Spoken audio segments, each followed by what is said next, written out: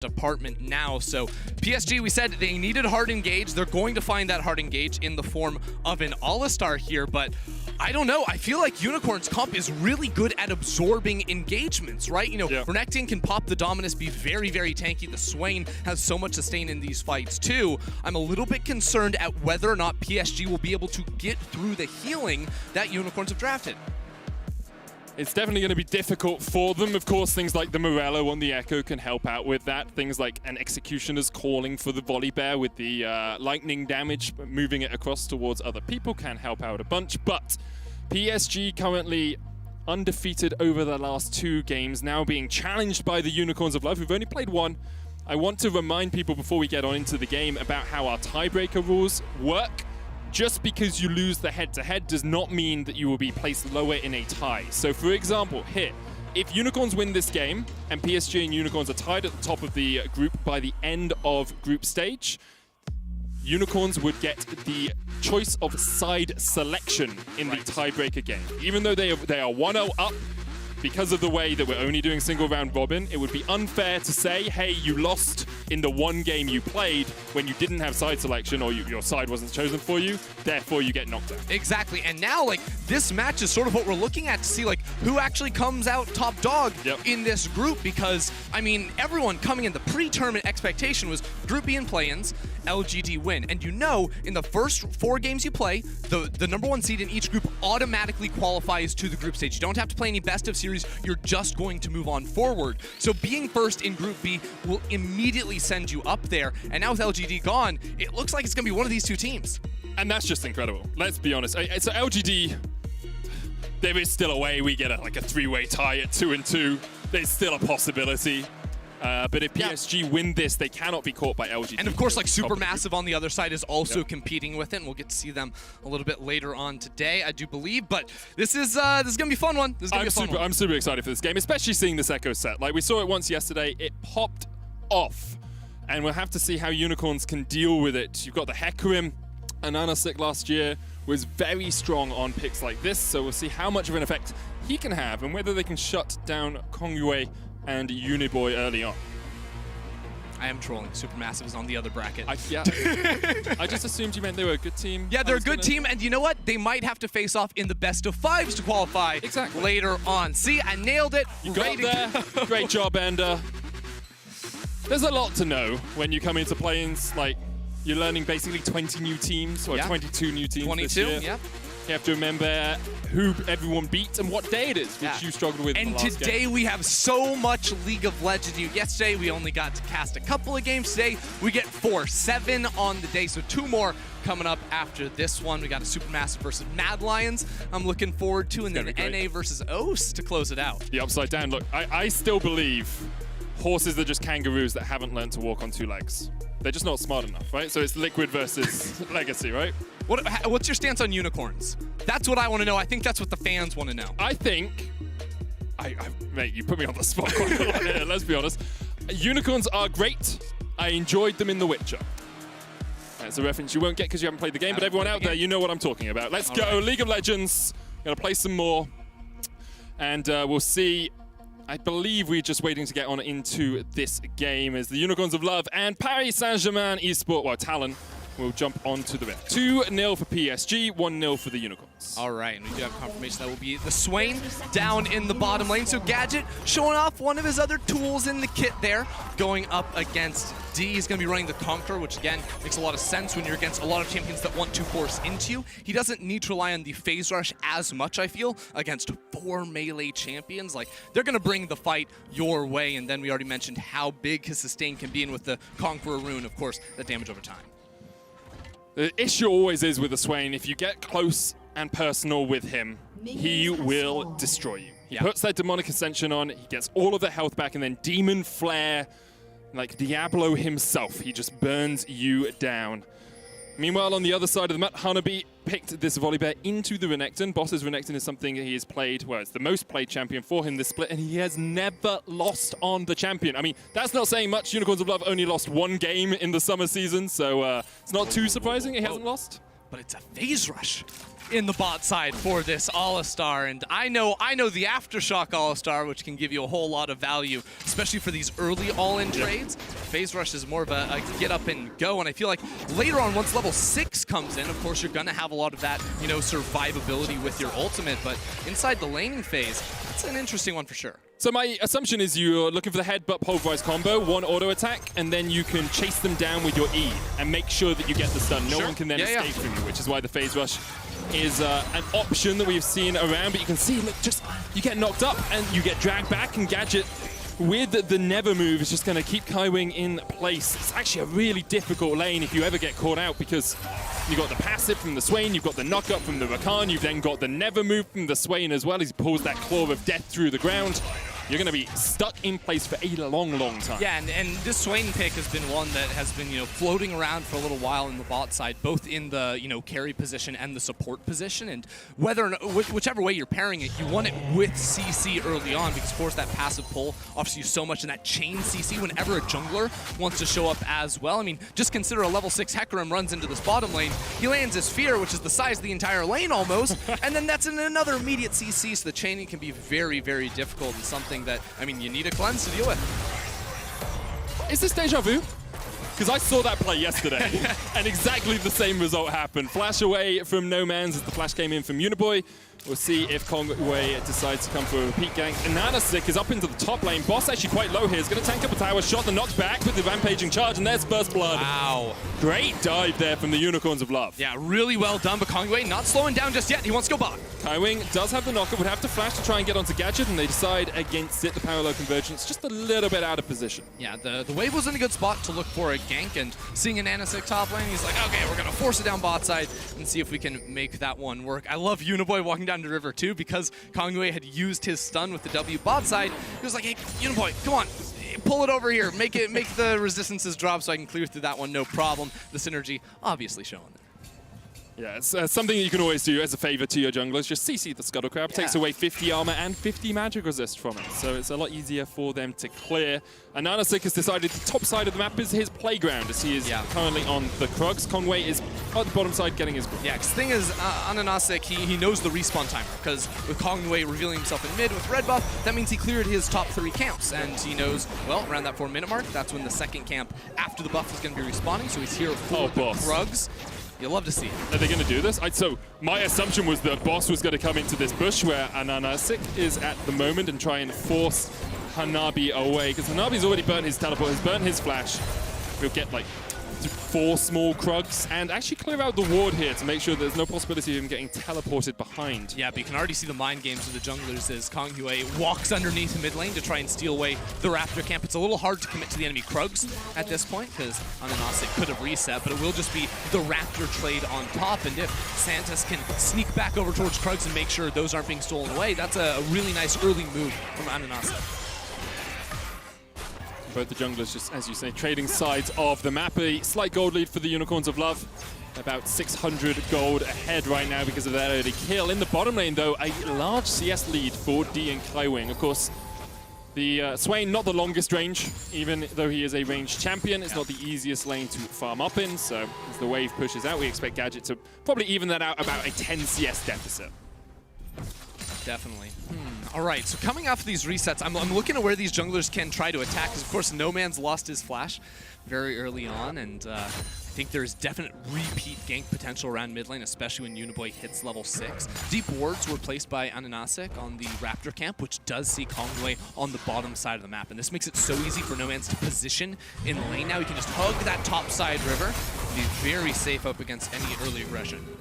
Of course, Renekton, Ruthless Predator, the stun works its way through shield, so even though Hanabi's going to try and get some shielding from that electricity from the sky, he will be chunked out pretty effectively every time that boss decides to go in. And you wonder about the Volibear pick, like, it feels like it's matching the Renekton okay in the lane, but it's got to bring something more to the table, because Renekton at the moment is just having an easy enough laning phase. Yeah, I mean, I think Renekton's gonna be fine up here. And looking at like later on team fights, I think Renekton has a little bit more value to offer when it comes to like diving the enemy backline. When Diaz cleans up, it's gonna be really hard to make anything happen. But I mean, this is gonna be a game where, I mean, it feels even less about diving backline. It's just like a bunch of melee champions butting heads. That's why I actually am a little disappointed to see No Man's going the route of the Seraph's Embrace here. That early tier purchase again against 4 melee champions. The value you gain out of itemizing. Hold that thought though, as Kongwei looks towards mid, but the value you get out of a GLP and the slows you can provide is just absolutely massive. You see Kaiwing roaming away from D as well, just trying to get himself involved in the action, but neither team really able to find too many forays. Of course, we had that first blood in the top lane, which was a excellent dive from the Unicorns of Love. But now, teams seem pretty satisfied just trying to find these picks without actually really making much headway. D's walked all the way up towards this middle lane. It's kind of funny. In 50 seconds, Rift Herald's going to be spawning, and one difference in the bot laners is Gadget went the TP route and is holding on to that teleport. So if Unicorns did want to contest over the top side of the map, they do have that global at their disposal. I wonder if D's going to get to level 6 alongside Kaiwing a little bit earlier here, because Santos has left the lane. Obviously, he's only level 4, so if Gadget gets 6 first, you could actually look for a pretty aggressive all-in here, although D gets it right off the next minion, so deciding against it. Yeah, I still will say, when you look at like the all-in, Jin's ult is not the all-in tool more often than not. You know, Gadget gonna have a lot more immediate value out of that ulti if there were to be a gank, but I think at this point, like, Kongwei isn't going to be looking for any sort of bot lane play, you know? Like, Uniboy coming down here, it's a little bit much to ask for. I think that their best tools were to look around mid lane, and especially if Uniboy can keep setting up the wave like this, where he's chilling in mid lane, there's 6 ranged minions on the other side. Because I saw him do exactly the same thing. I was like, okay, he's pulling this, then it will freeze outside of his turret range. He's going to be in a great position. He's like, no, I am set. I punch things. But the funny thing too is, like, Kaiwing was literally running through River, like, right when No Man's gets back to lane, we're going to make the gank. Oh, nope, just recall. Never mind. Sometimes you got to punch stuff. Yeah. Okay. This is the play I was talking about from Unicorns, though. Off the reset from Santos. He's going to run up top side, and Gadget can obviously go ahead and join into this fight with a teleport of his own.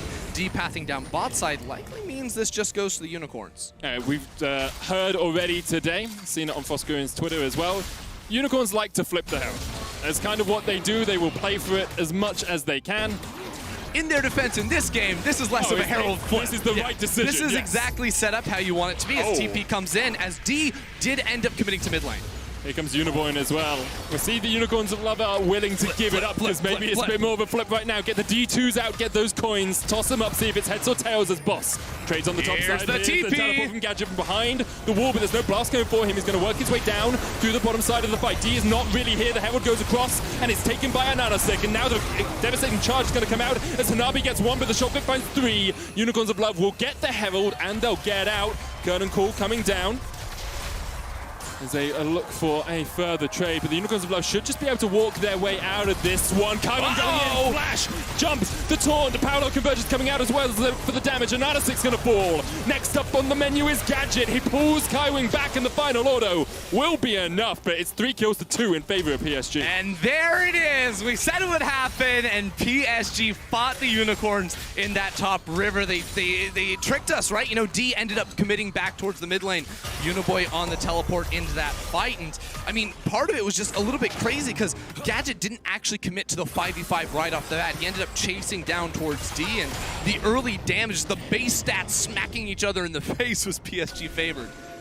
It's a little bit of a chaotic fight. Yeah, because again, the important thing is Gadget, who just ran off your screen, he's not in this fight. So the Smite Steal does come through from a nanosec. He's able to pick up the Rift Herald on top of it, but Gadget's over here, like, his ultimate is so massive against all those melee champions, but he's not able to commit anything onto D, who doesn't even use a summoner spell. It really feels like here Unicorn should just... Kaiwing. Ooh, the express pathway. W to Gadget, Q flash onto the other 2 backliners, sets up for Kongwei to finish him off, and that was very well played. I mean, it's really good from Kaiwing. Totally agree with you, but Unicorns, they get the Herald. They are out of the fight. They can walk down towards their mid lane tower, and then they're like, nah, man, gotta fight a little bit more here. They got 1 kill out of that. 3 went over to PSG, and it's about a 400 gold lead for the Unicorns. And they do have the Rift Herald, and there are still plates for the next 3 minutes, so they should be able to get some of that extra gold back in their pockets. Do they want to commit to yet another fight around the Ocean Drake that is up, of course? I think the bot lane for them, Gadget did just come off of recall, so he didn't really have any money to spend after that fight either, and he's still trying to work his way into the Rod of Ages here. So I think Unicorns, after realizing how little damage No Man's especially did in that fight with the Shockwave against the base stats of PSG, they're like, let's pump the brakes just a little bit, calm down, and just let that dragon stay on the map, because eventually, you know, a couple items on this Swain, especially when the Leandres comes in, there's a lot of HP stackers from PSG, he will just tear through them. And the big thing for PSG is Kongwei picked up a kill, Uniboy picked up a kill, so they are well and truly off to the races in terms of their itemization. The Runic Echo is complete on the Echo himself. Perhaps look for some of these plays, but the problem is that there's Flash is still available for No Man's and Gadget, so it's actually a lot harder for Kongwei to find a pick. So he's going to try and fight over this Scuttle Crab right now. Gadget was on his way up from the bottom lane. D and Kaiwing waiting in the wings, looking to see perhaps if they can catch out Gadget. Here comes Kaiwing, they're going to dive onto Gadget. The root comes out, Kaiwing never moved, flashed away from, he's going to pull back Kaiwing now. As Gadget had to burn his flash. The Scuttler still fought over here on the top side as the base breaker comes in. Showstopper already used. Kongwei's going to get Shockwave. There's a TP. His Chrono Breakout and just about gets it. And now here comes the TP. Gadget on the backline with the Demonic Ascension. Trying to get that flare off as Hanabi dives towards Santos. Gadget. Look at the healing. Curtain Call coming out. Gadget healing up. No Man's almost down. Gadget's going to take a final shot to the back and he will fall. 1 kill to PSG. PSG, they're fighting the river. They know they have the TP advantage, and Unicorns of Love are not doing their due diligence right there. Hanabi is able to come into the fight. Boss cannot help out whatsoever. And even with the damage Gadget was able to do, the time he was able to buy, PSG are the stronger team.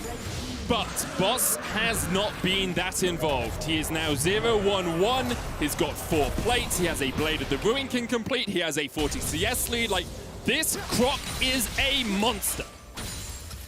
Yes, but he's not in the fights. But he will be next time. Get him in the fights. He's got to be there to make that work, because you're totally right. He does have a large advantage, but now this Herald goes in the top lane to break 1 plate. Like, these types of moves don't seem like they're all adding up now for the Unicorns. You throw so much into getting that Herald. Why are we just using it for a single plate on a tower that was destined to fall? I understand, brother. I agree with you. Perhaps it could have been better prioritized, or perhaps we were saying it's 30 seconds before the turret plates fall. We have it right now. I'm not saying it's the best play. All I'm saying is it is a play. You're right. You're right. It is a play. Trinity Force on its way for Nana Sick. No Man's has the surface. I keep failing that. I keep getting to the middle of it and then forgetting to emphasize the last nah. Every single cast with him, always going to be a pronunciation manual, but now we're back into standard lanes for the time being, but the big difference, one of the great strengths of having a Swain in the bot side is he is so self-sufficient because of how long he can actually stay alive. So Santos is never down here bot lane. He's always trying to make those moves towards mid, but I think what maybe he doesn't realize is that Uniboy, very self-sufficient in mid lane. He's a big old tank. You can't really cut through his health bar too quickly either. So Unicorns, it's much more about setting up vision and making sure Kongwei can't get too much further ahead, because he's already 2-0-2, and we saw how he was completely able to take over the game on that same champion yesterday.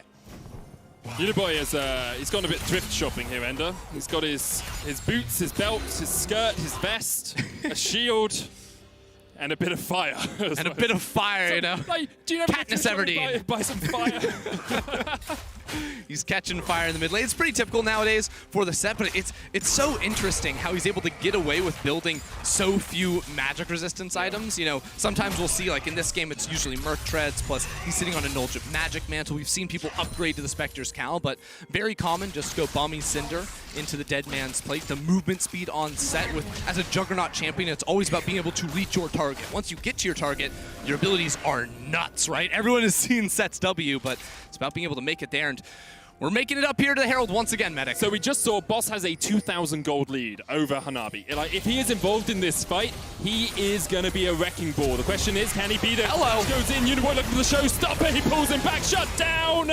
Goodbye, No Man's. The Uniboy Kongwei combo works out once again. That's the setup we wanted to see. Well done from PSG, and now Unicorns in a 4 versus 5 situation. Right now, I think you just push mid-wave, start hitting that tower, set up bot lane as well.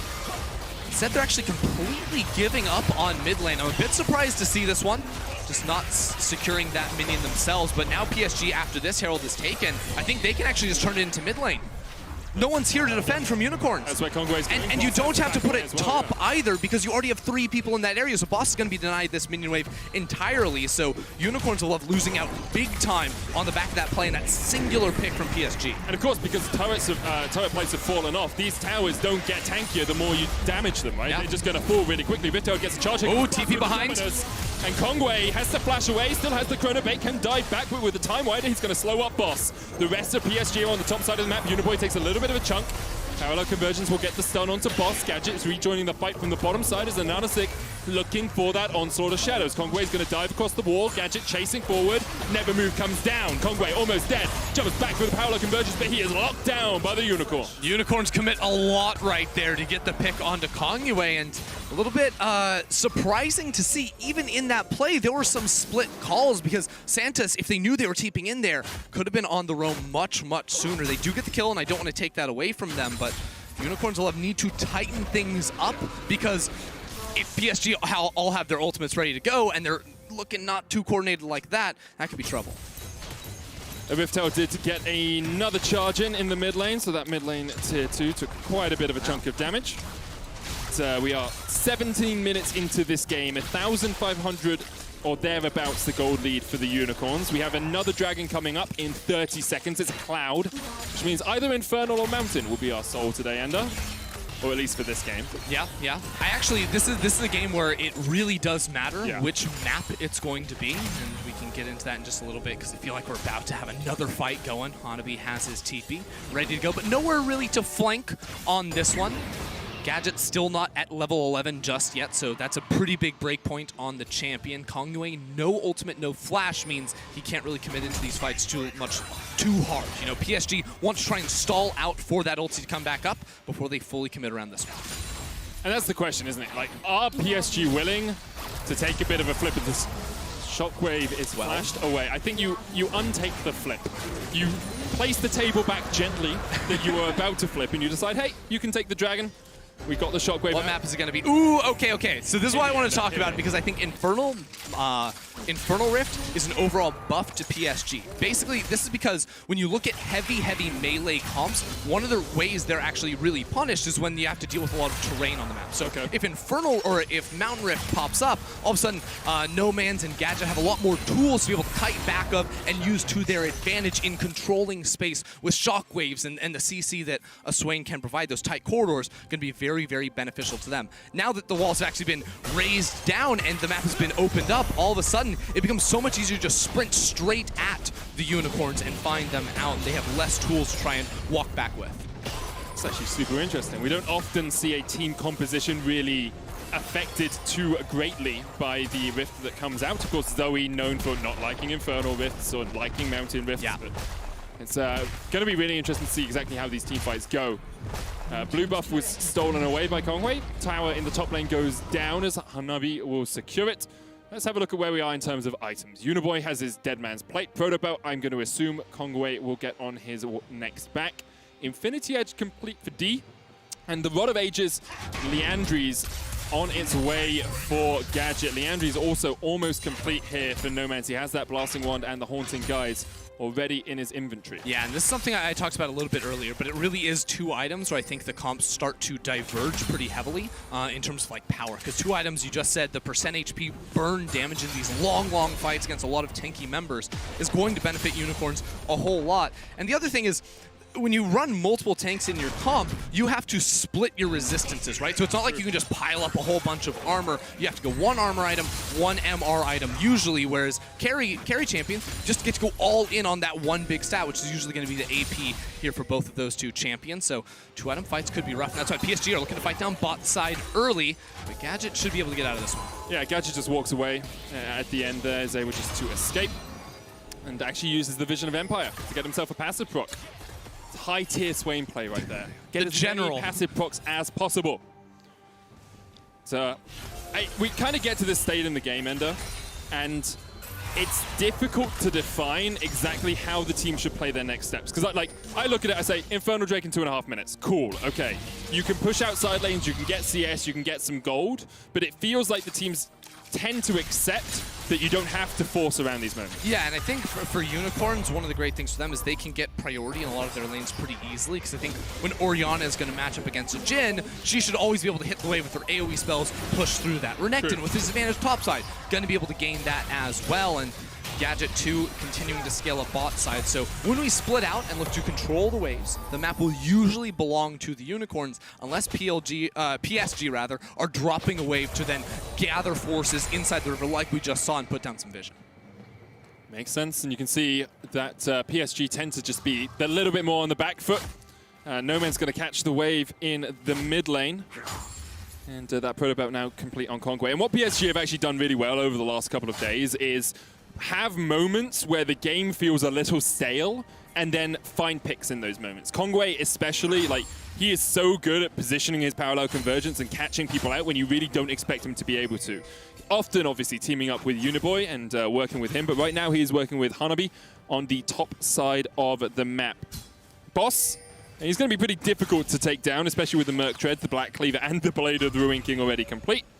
But we'll see if Kongwei is able to do anything about it. I think Gadget just sniped out another passive proc there. I think that's why he was dropping the emote, saw that come back to him. But PSG do have good vision, so it's really stopping Unicorns from searching for any sort of play themselves. But we are approaching that Infernal Drake one more time, and neither team has really shown a willingness to play passively around these objectives. PSG gave up the last one, but Unicorns, even at a disadvantage, have been forcing fights every time. And now the Leandries is finished for No Man's. I wonder if Gadget can get back to base for his. PSG currently have control of the river. There's a ward just down towards the bottom side of your screen, next to where Kaiwing is. Just moving out of sight right now, but PSG will need to get control of the mid lane, bot lane, all the way pushed up. Gadget's going to back. Let's see if he gets his Leandries. There it is. 2 items complete. A big one. Rod of Age is still stacking up, and now he can either walk in or TP, and he's going for the TP. There's the parallel convergence. Santos, the only one to eat the initial charge. Of course, Kongwei didn't jump in. Yeah, and Gadget has already teleported to that mid lane tower, so Unicorns of Love desperately want to fight this. PSG have been zoned to the bottom side of the river, so if this stalls out, there will be a wave coming for Unicorns to play with. But I think a good position for Unicorns is actually be the ones to start up the Dragon, force PSG to come in to their back line, and they're going to be able to tear through them. I mean, the great thing for your Unicorns of Love is if PSG are coming at you, you have great shockwave positions. You've got these chokes that you have to funnel through, and you can see Unicorns start it up. Boss and Ananasik going to start this one as Kongwei comes in from the bottom side of the fight. Kaiwing there as well. D there. Teleport coming in from Uniboy as they look to join this Barney. The Dragon down to 1,000, the knock away. Shockwave comes out, and Ananasik is the one to secure a second spot. He's got this game. Quickness coming out to dive onto the backline. D trying to cleanse away, flashes out, and Gadget almost gets him with the death hand. Hanabi down towards the bottom side of this is going to get taken out by No Man's and Santos. You have to feel Ananasik will chase him down. The Stormbringer is brought to an early grave. 2 kills and the Dragon to the Unicorn. Ananasik huge with the smite and huge with the team fight as well. Coming up clutch right there, and you saw it. PSG just do not have the damage to kill the Unicorns on this itemization, and Ananasik wants more. Kongwei dying even with his ultimate available, just got CC chained and went down, and I think the Unicorns might be thinking, well, the Baron's available. 24 minutes in, 2,000 gold lead for them. This could be a little bit greedy. Hanabi has the teleport in 12 seconds to join the fight. They're just taunting PSG to come in. Fight us, let's go, let's party. The curtains are going to open. The knockup comes down, and Ananasik is almost taken out. Boish doesn't go in, and that's 1 kill. Kaiwing falls. The Baron goes down. The Unicorns of Love, they taunted PSG, as you said, Betty. Oh, sorry, Fedius. Wow! That's okay. Fine, you know what? The Unicorns will focus on what matters, Medic. Not me, clearly.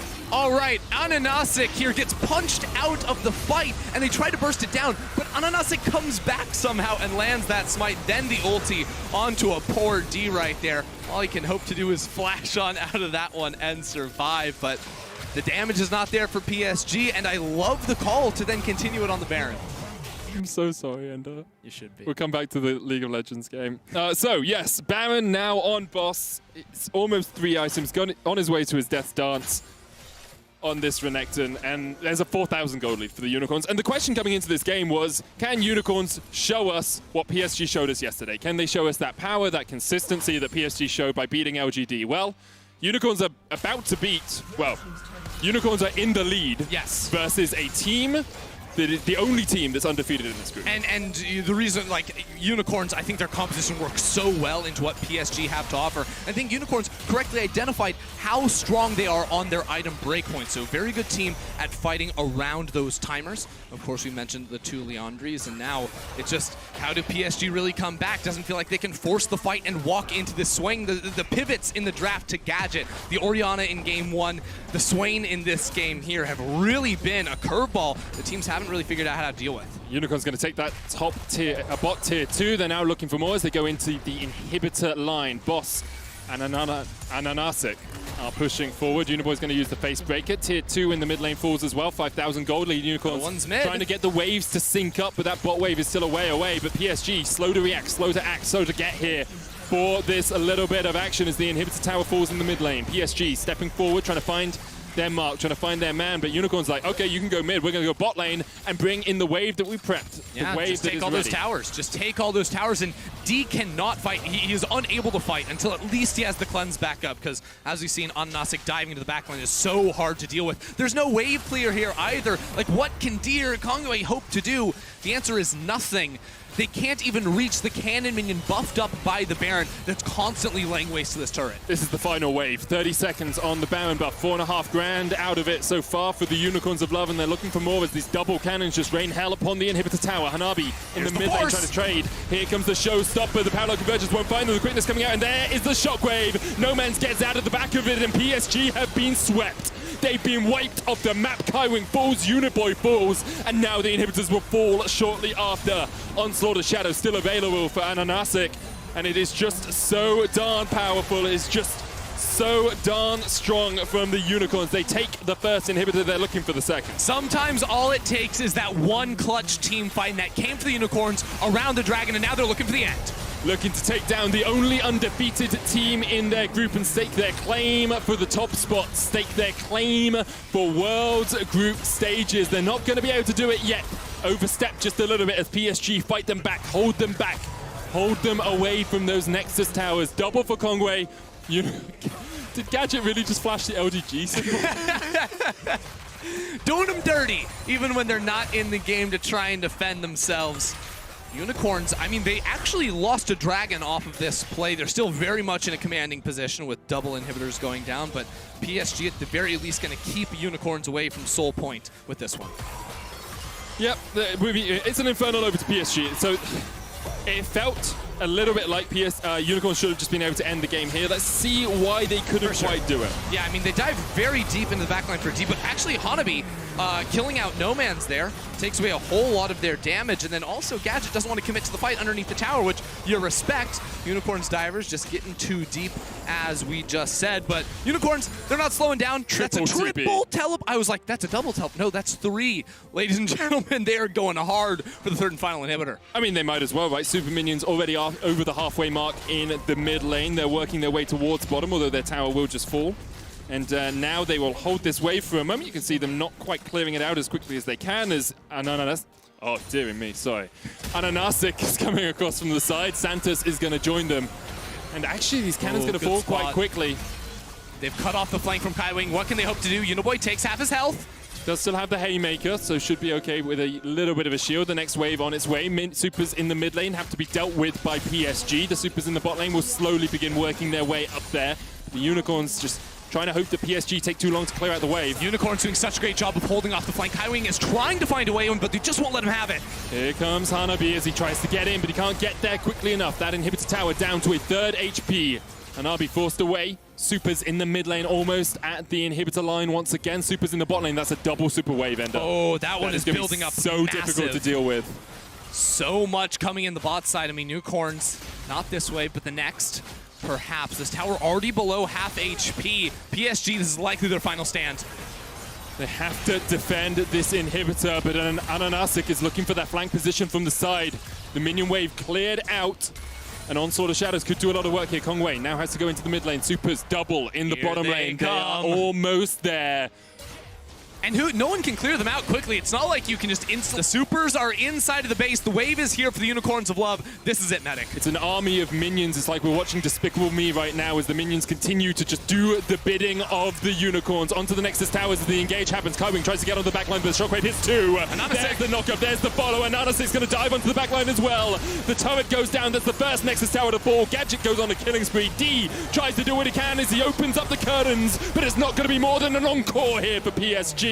Somehow they hold on to their inhibitor, but there's still 3 members of Unicorns left alive. No man's going to stay around. D trying to clear out the super minions. No Nexus Towers, and soon to be no inhibitors left for PSG. Kongwei is going to dive in. Santos is there to protect, but the Deadly Flourish does not quite connect. Play of the game goes to the Unicorns minions while their team is running it down in the team fights. The minions are looking to close out the game yet another time. Unicorns forced very hard there. Ananasik did not connect the ultimate onto D. It kept the Jhin alive. That allowed PSG to hold on for the time being, but I mean, for a long time, we're going to have to say if PSG hold on, it's just that one more fight will end it all. Have another look at this. You can see Gadget on the front line with that demonic ascension. The Shockwave is great as well. Yeah, the Shockwave does hit 2 at the top, and this is what I was talking about on the right side. Ananasik doesn't catch D. He will fall down, and Kaiwing also burns at the end. Gadget flashing on in there, but unable to sustain on through. It's a close fight, but... The problem is it's close fights, but PSG are losing objectives while it's happening, right? You've lost triple inhib, you have no Nexus Towers. If you try and push out, you're going to lose your Nexus, and if you don't try and push out, you're going to lose the Baron. So it just becomes this catch-22 for PSG, where every decision they make has to be absolutely perfect. The good thing for them, I guess, is the Unicorns of Love don't have their teleports right now, so we're not going to see a TP backdoor. Although I'm sure all of the world's audience out there watching is looking forward to that possibility. 4,000 can he find the steal? This would be a game-defining moment for Kongwei, but already the Shockwave comes out. He has the Chrono Break, he has the Power Lock Conversions. Here's the TP from PSG. They're looking for this fight. 3 members of the Unicorns on the back of the pit as here comes Gadget with the Demonic Ascension. They're looking for the knock-up on him, and Ananasik is going to be able to get the Baron. And now the fight really begins as Gadget continues to step forward. Kongwei jumping in from the side. Hanabi trying to keep an Ananasik away from the fight. No man's can TP into the base. No man's can TP into the base if he wants. Gadget goes down first. Deadly Flourish misses. No man's back. And he TPs into the fight. He wants more action. And Ananasik is trying to dive forward.